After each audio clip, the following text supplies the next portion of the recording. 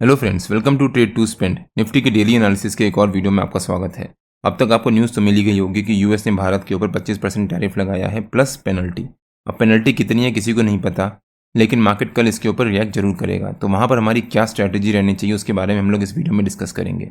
Hope आपने हमारा कल का डेली एनालिसिस का वीडियो देखा होगा, जिसमें हमने निफ्टी की आज के मूवमेंट के बारे में डिस्कशन किया था और हमने क्लियरली मेंशन किया था कि अगर निफ्टी गैप अप ओपनिंग देता है तो वहाँ पर वेट करिएगा निफ्टी को सस्टेन करने का, और अगर निफ्टी गैप अप ओपनिंग दी और वहाँ पर पहली 15 मिनट की कैंडल में सस्टेन कर गया, तब हम वहाँ पर जाकर कॉल बाइंग कर सकते हैं। निफ्टी ने आज हमारे नो ट्रेडिंग जोन के ऊपर के लेवल के पास ही एक गैप अप ओपनिंग दी, लेकिन पहली 15 मिनट की कैंडल में शार्प फॉल दिखाया और फिर निफ्टी ने पहली 15 मिनट की कैंडल के हाई और लो के बीच में एक रेंज बनाना शुरू कर दिया। यहाँ पर जब निफ्टी ने पहली 15 मिनट की कैंडल के लो को ब्रेक डाउन दिया था और कंफर्मेशन दिया था, तब मैंने अपने प्रीमियम मेंबर्स को शेयर किया था कि मैं 24800 का पुट बाइंग करने जा रहा हूँ। लेकिन वहाँ पर हमारी बाइंग ट्रिगर नहीं हुई और निफ्टी ने वहाँ से तुरंत रिवर्सल ले लिया, हमारे नो ट्रेडिंग जोन के ऊपर के लेवल को ब्रेकआउट दिया। और जब यहाँ पर निफ्टी ने ब्रेकआउट दिया था तब भी मैं एज अ रूल वेट करता कि निफ्टी यहाँ पर कंफर्मेशन दे, लेकिन अगली ही कैंडल में निफ्टी ने फिर से प्रेशर लिया और फिर दिन भर निफ्टी एक छोटी सी रेंज के बीच में साइडवेज मोड में ट्रेड करता रहा।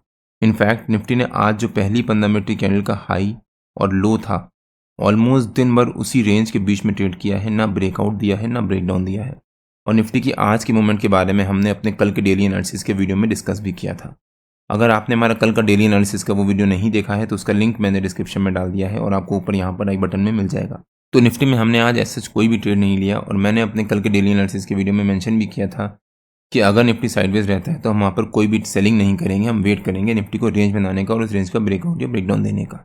अब कल का दिन मार्केट के लिए काफ़ी इंपॉर्टेंट होने वाला है और हमें देखना है कि मार्केट कल किस तरह से रिएक्ट करती है। प्लस अभी तक आपको न्यूज़ तो मिली गई होगी कि यूएस ने भारत के ऊपर 25% टैरिफ लगाया है प्लस पेनल्टी। अब पेनल्टी कितनी है क्या है किसी को नहीं पता, आपको पता है तो प्लीज़ कमेंट्स में बताइए कि वो क्या पेनल्टी है, कितनी पेनल्टी है और किस चीज़ के ऊपर लगने वाली है। तो पेनल्टी के बारे में हम लोग इस वीडियो में डिस्कशन नहीं करेंगे, लेकिन जो यूएस ने 25% का टैरिफ लगाया है उसके ऊपर ज़रूर डिस्कशन करेंगे कि उसका हमारी मार्केट पे क्या इंपैक्ट पड़ सकता है और वहाँ पर हमारी क्या स्ट्रैटेजी रहनी चाहिए। अब यूएस ने जो 25% का टैरिफ लगाया है, based on various news channels या फिर वेरियस मीडिया हाउसेज, जो मैंने न्यूज़ सुनी है, मैंने कहीं पढ़ा नहीं है, लेकिन जो मैंने न्यूज़ सुनी है उससे यूएस ने सर्विसेज और फार्मा को बाहर रखा है, लेकिन एक्सपोर्टर्स के ऊपर वो टैरिफ लगाया है कि यूएस जो भी इंडिया से इंपोर्ट करता है उसके ऊपर 25% टैरिफ लगेगा। तो हो सकता है कल ऑटो एंसिलरीज या फिर जो बड़े एक्सपोर्टर्स हैं उनके ऊपर डायरेक्ट इम्पैक्ट पड़े और वहाँ पर ह्यूज गैप डाउन ओपनिंग हो और उसके बाद वो लोग साइडवेज मूवमेंट ट्रेड करना शुरू कर दें। ह्यूज गैप डाउन ओपनिंग होने के बाद वहाँ से रिकवरी भी दिखाना शुरू कर दें, बिकॉज जो फाइन प्रिंट्स होंगे इस नोटिफिकेशन के या फिर जो टैरिफ लगाया है उसके, उसका इम्पैक्ट क्या पड़ेगा वो लोग वही देखेंगे, बिकॉज मैंने तो उसके बारे में नहीं देखा। लेकिन अभी के लिए जो ओवरऑल इम्पैक्ट रह सकता है वो प्राइमली बड़े एक्सपोर्टर्स के ऊपर रह सकता है। अगर आप गूगल में सर्च मारोगे तो इंडिया का जो 2024 का ओवरऑल एक्सपोर्ट था वो था $824.9 बिलियन।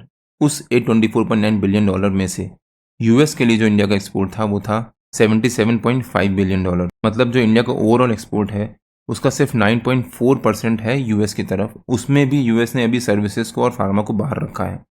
9.4% में से भी सर्विसेज का पार्ट भी होगा और फार्मा का पार्ट भी होगा। तो ओवरऑल जो अगर देखा जाए इम्पैक्ट पड़ेगा वो समवेयर अराउंड 6% या 7% ऑफ टोटल इंडिया का एक्सपोर्ट। प्लस जो यूएस ने इंडिया को 90 दिन की विंडो दी थी, उस विंडो में भी हमारे देश ने काफ़ी प्रिपरेशन कर ली होगी अभी तक कि इस टैरिफ को जो यूएस टैरिफ लगाता है उस टैरिफ को किस तरह से करना चाहिए या फिर उस तरह को टैरिफ को काउंटर किस तरह से करना चाहिए। प्लस मुझे लगता है, सिर्फ मेरा ओपिनियन है, कि ये यूएस का गिमिक है जो टैरिफ लगाने का। हो सकता है यूएस ने आज टैरिफ लगाया हो, 3-4 दिन बाद टैरिफ हटा भी दे, बिकॉज भारत उसके ऊपर रिएक्ट करेगा। इंडिया अगर उसके ऊपर रेसिप्रोकल टैरिफ लगाता है तो उसका इम्पैक्ट यूएस पे ज़्यादा पड़ सकता है और हो सकता है यूएस भी उसके ऊपर रिएक्ट करे और वापस इस टैरिफ को कम कर दे। एक तो मेरी बायसनेस रहती है, प्लस मेरा थॉट भी है कि इंडिया इस समय इस पोजीशन पे बैठा है कि कोई भी कंट्री, स्पेशली यूएस जैसी कंट्री, इंडिया से डायरेक्ट पंगा नहीं ले सकती। मैं वॉर की बात नहीं कर रहा, लेकिन इस तरह से यूएस जैसी कंट्री इंडिया से डायरेक्ट पंगा नहीं ले सकती। इनफैक्ट वो चाइना और इंडिया से डायरेक्ट पंगा एक साथ नहीं ले सकती। दोनों की पॉपुलेशन इतनी बड़ी है कि वो एक बहुत बड़ी स्ट्रेंथ है इन दोनों कंट्रीज़ के लिए, इंडिया और चाइना के लिए। तो यूएस ने जब चाइना से पंगा लिया था, जब चाइना में टैरिफ इम्पोज किए थे और चाइना ने रेसिप्रोकल टैरिफ लगाया था, तब यूएस ने इंडिया के ऊपर 90 दिन की विंडो दी थी कि यूएस 90 दिन बाद इंडिया के ऊपर डिसीजन लेगा कि क्या करना है। तब तक यूएस ने चाइना से सेटल कर लिया। अब यूएस ने इंडिया के ऊपर जब टैरिफ लगाना शुरू किया है तब यूएस ने चाइना से वो चीज़ सेटल कर ली है और अभी यूएस और चाइना के बीच में टैरिफ का पार्ट थोड़ा सेटल हो गया है। तो अब हो सकता है यूएस इंडिया को सिर्फ आर्म ट्विस्ट कर रहा हो या फिर इंडिया को एक गिमिक दिखा रहा हो कि मैं टैरिफ लगा दूंगा। प्लस यूएस चाहता है कि वो इंडिया के डेयरी और एग्रीकल्चर सेगमेंट की तरफ भी एंट्री मारे, और इंडिया ने वहाँ पर दरवाजे बिल्कुल बंद कर दिए हैं और अभी कोई भी डिस्कशन उसके ऊपर नहीं हो रहा।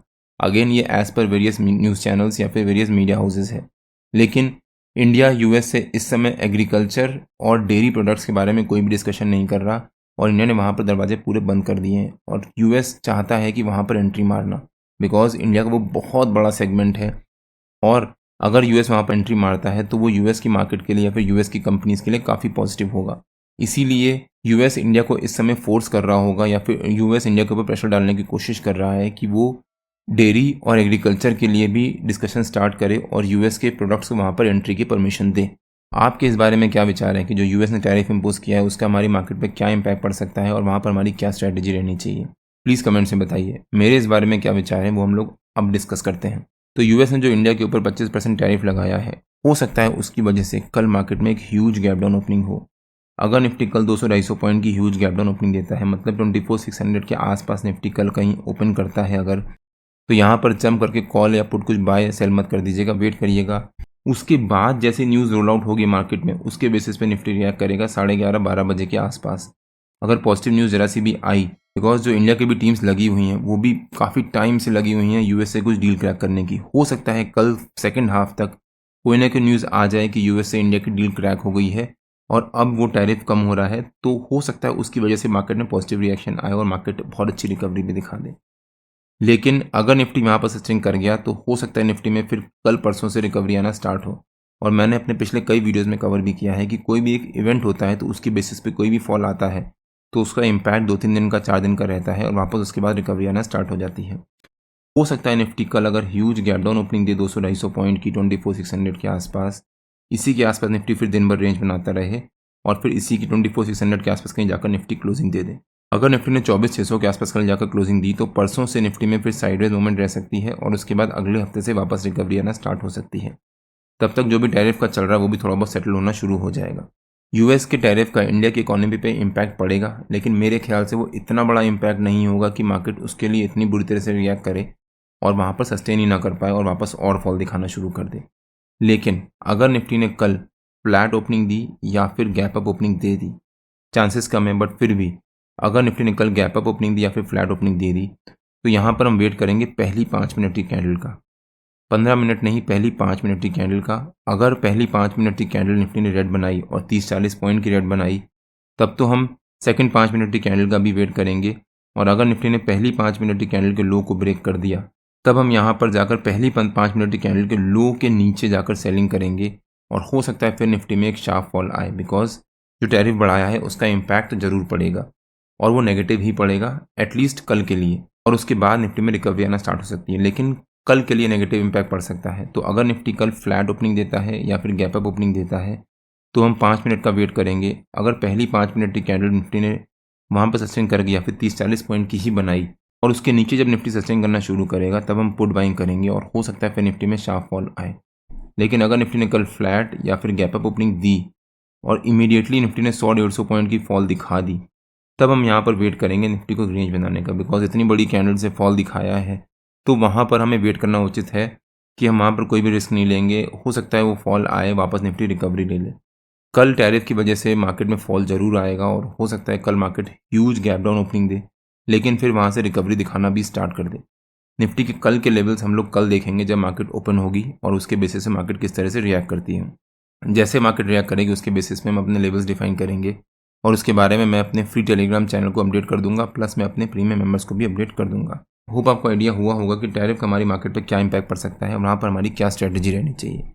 निफ्टी के जो भी लेवल्स होते हैं वो रेगुलर बेसिस पे मैं अपने फ्री टेलीग्राम चैनल में पोस्ट करता रहता हूँ। अगर आपने मेरा फ्री टेलीग्राम चैनल ज्वाइन नहीं किया है तो उसका लिंक मैंने डिस्क्रिप्शन में डाल दिया है और आप मेरे को टेलीग्राम में ट्रेड टू स्पेंड नाम से सर्च मार के भी ज्वाइन कर सकते हैं।